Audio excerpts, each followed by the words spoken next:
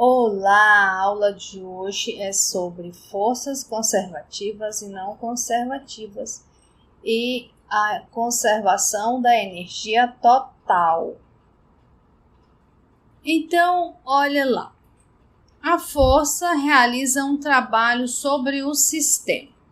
Então, vamos supor que eu tenho aqui uma maçã, joguei ela para cima, ela foi subindo, a velocidade foi diminuindo e a energia cinética foi sendo transformada em energia potencial.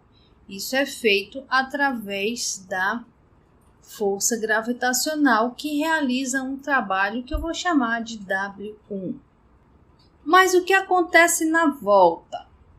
A maçã sobe, chega lá em cima, para e depois ela começa a cair de novo. Então, nessa situação, eu tenho a velocidade aumentando e a distância diminuindo. Então, eu tenho a energia potencial sendo transformada em energia cinética de novo.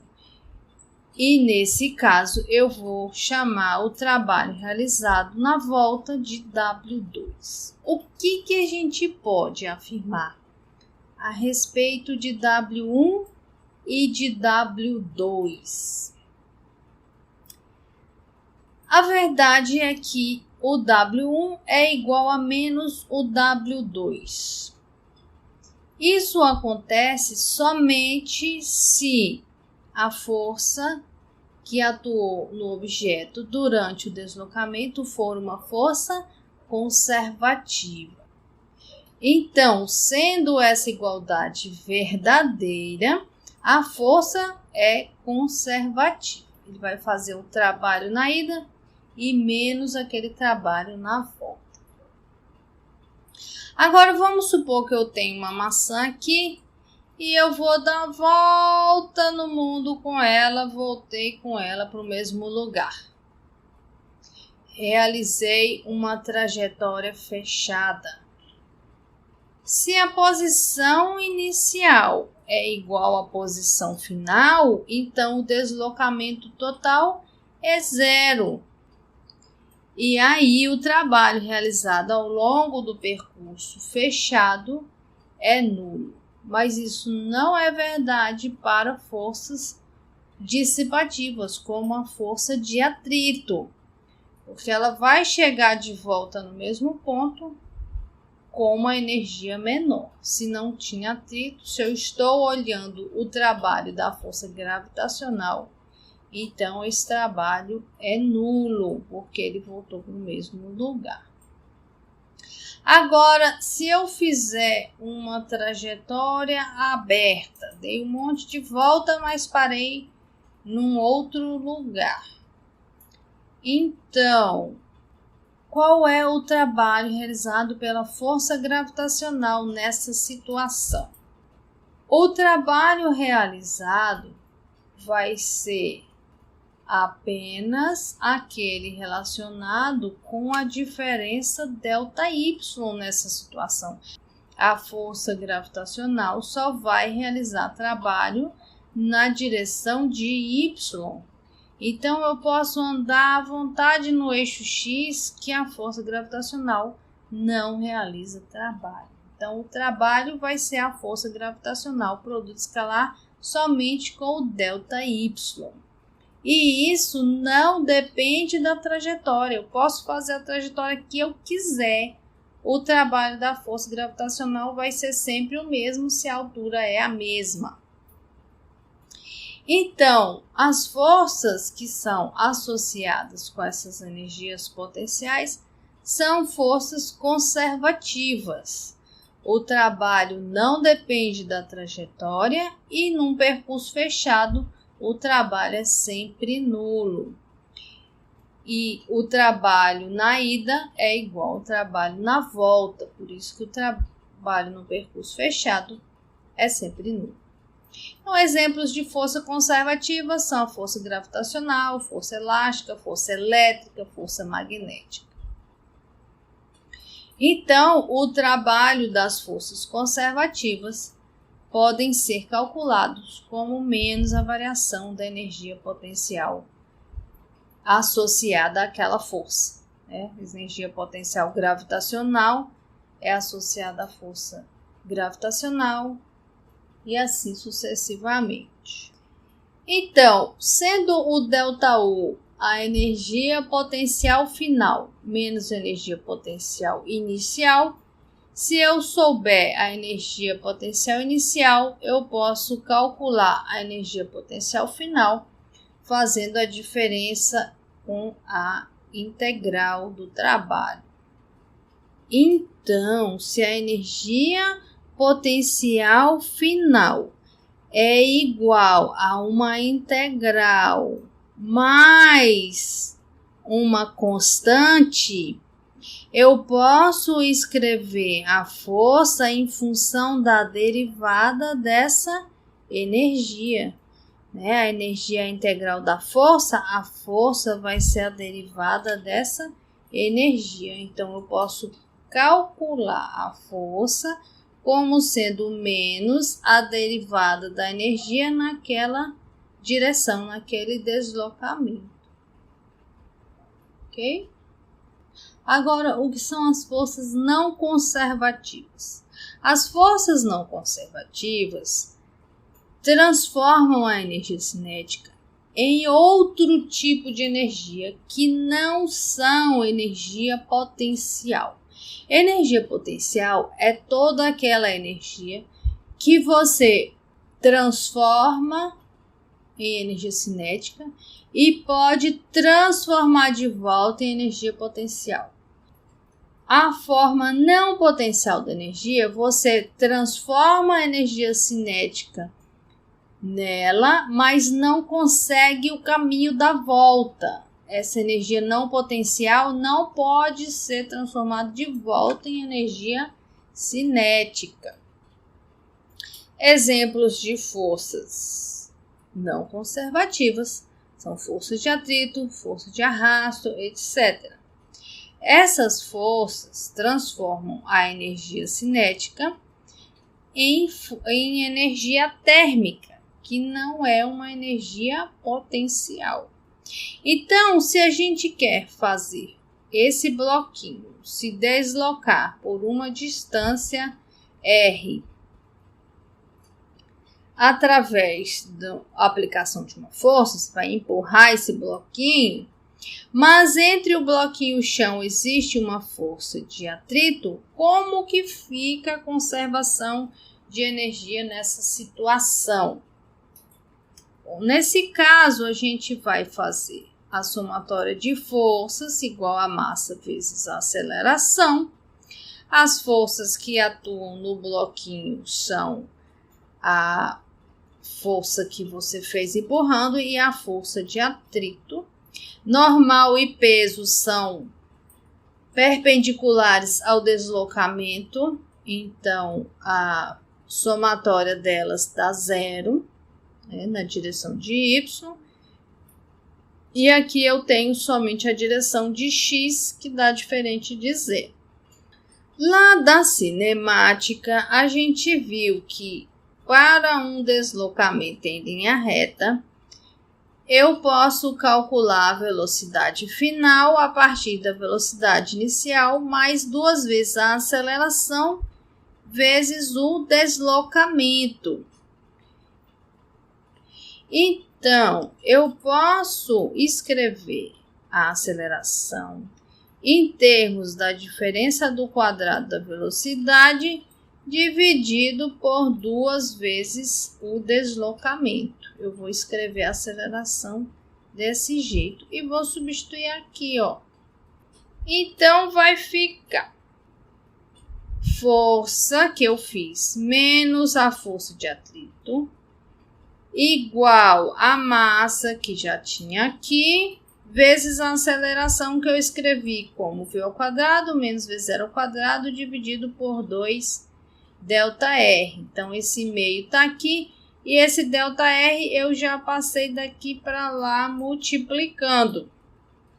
Então, fazendo o produto ΔR vezes F, ΔR vezes a força de atrito, meio de mv ao quadrado menos meio de mv zero ao quadrado. Então, do lado de cá, eu tenho a variação da energia cinética final menos energia cinética inicial. Então, isso daqui é o trabalho. Esse lado é igual ao trabalho.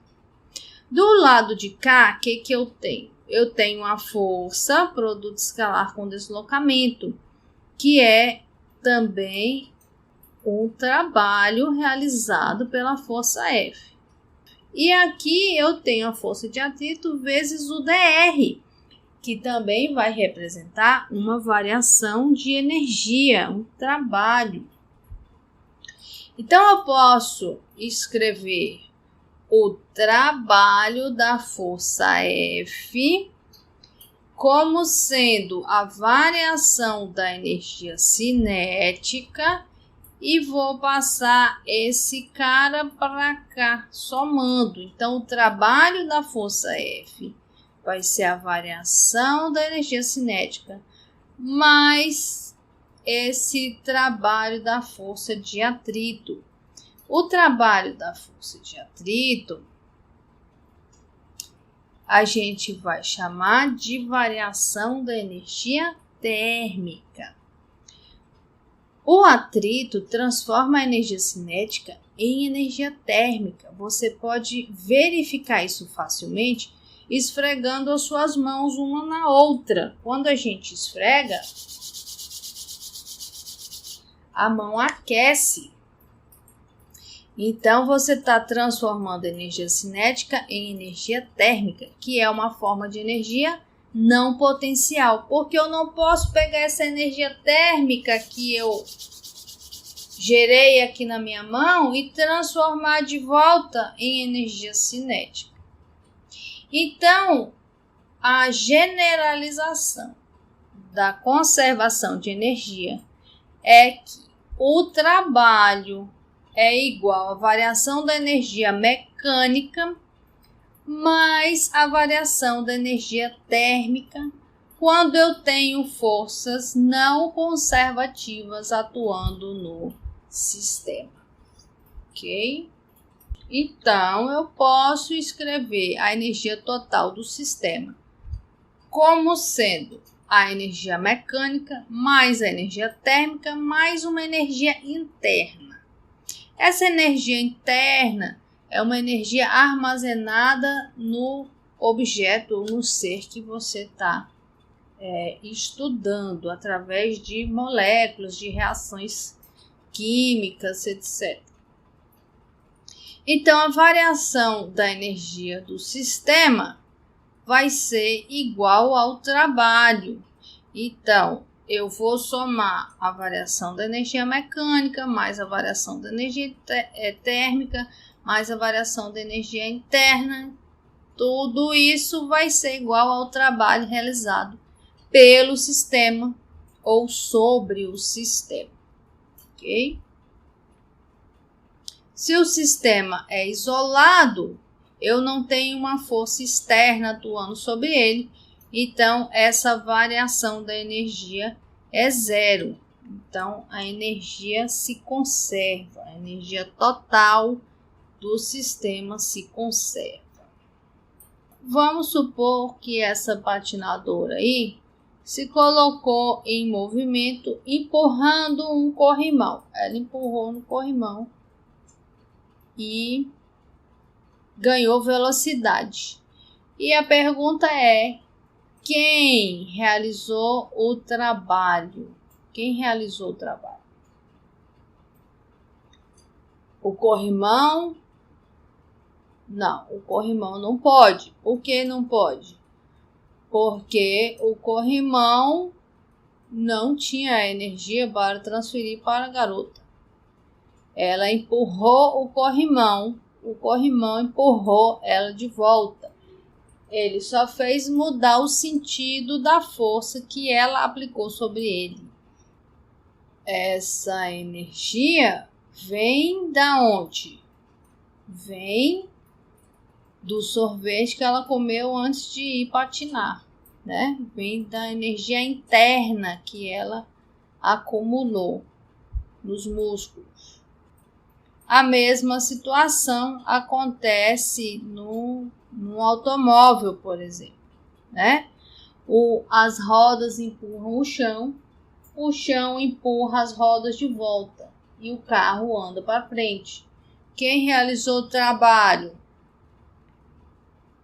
O motor com a queima da gasolina. Ele tirou a energia interna das ligações moleculares da gasolina e transformou essa energia química em energia cinética. Para finalizar esse assunto, tem alguns outros pontos interessantes que a gente precisa pontuar. O que é potência? Potência é a taxa de transferência de energia. Então, é a variação da energia num determinado tempo. Então, eu posso calcular a potência média como sendo o ΔE dividido por um ΔT. A potência instantânea vai ser a derivada da energia em relação ao tempo. Como o trabalho é igual à variação da energia, então eu posso calcular a potência média como sendo o trabalho em função do tempo, ou a derivada do trabalho em relação ao tempo. Para o caso em que a força é constante, o trabalho realizado pode ser calculado com o produto do módulo da força, módulo do deslocamento, cosseno do ângulo entre a força e o deslocamento, somente se a força for constante.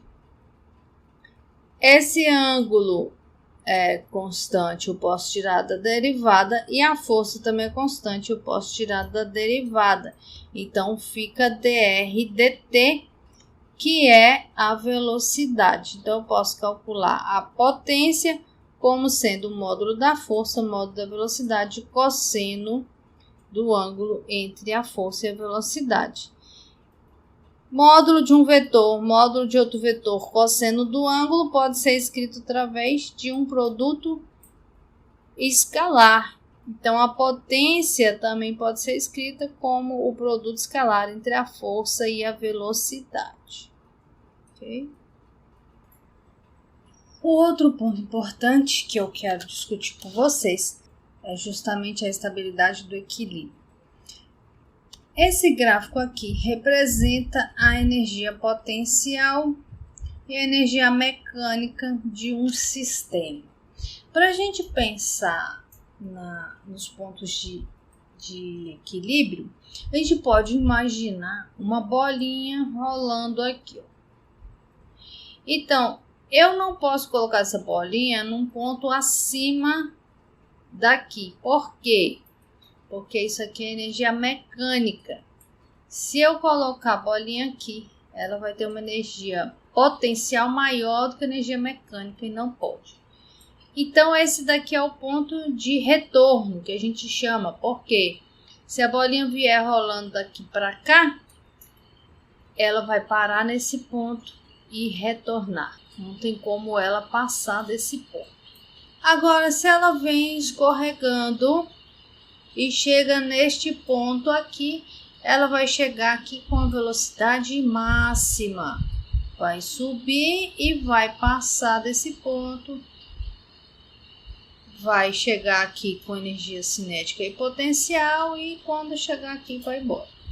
Agora, se eu coloco a bolinha parada neste ponto, esse ponto é estável ou instável? Bem, se eu fizer um pequeno deslocamento nessa bolinha, ela vai oscilar em torno desse ponto, mas vai continuar presa aqui.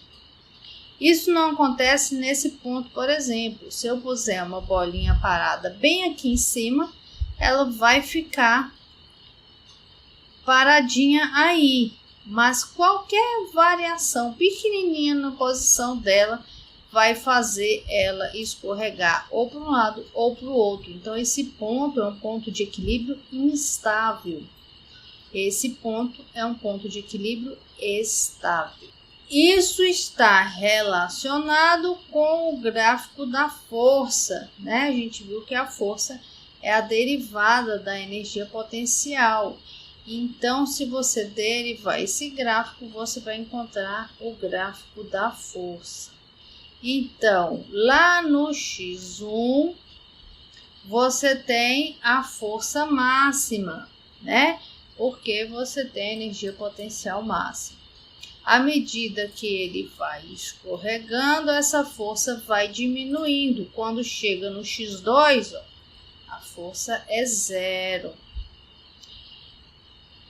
Quando ele passa do X2, então a velocidade vai diminuindo. Aqui a velocidade estava aumentando e a energia potencial diminuindo. Então veja que inverteu o sentido da força. Então agora ela está subindo, aumentando a energia potencial, diminuindo a energia cinética, até chegar aqui no X3. No X3 a força é 0. É um ponto de equilíbrio, assim como o X2.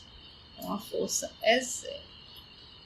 À medida que ele passa do X3 em direção ao X4, você vai ter de novo essa variação da força, que vai ser nula quando ela chega lá no X4, né? Um ponto de equilíbrio estável, um ponto de equilíbrio, a força é nula, né? Derivada é uma tangente aqui. Então, quando ela vai subindo aqui de novo, eu vou inverter o sentido da força, né? A velocidade está diminuindo e a energia potencial aumentando. Okay? Daqui para lá, a força é constante, porque não varia aqui a distância entre a força, entre a energia potencial e a energia mecânica.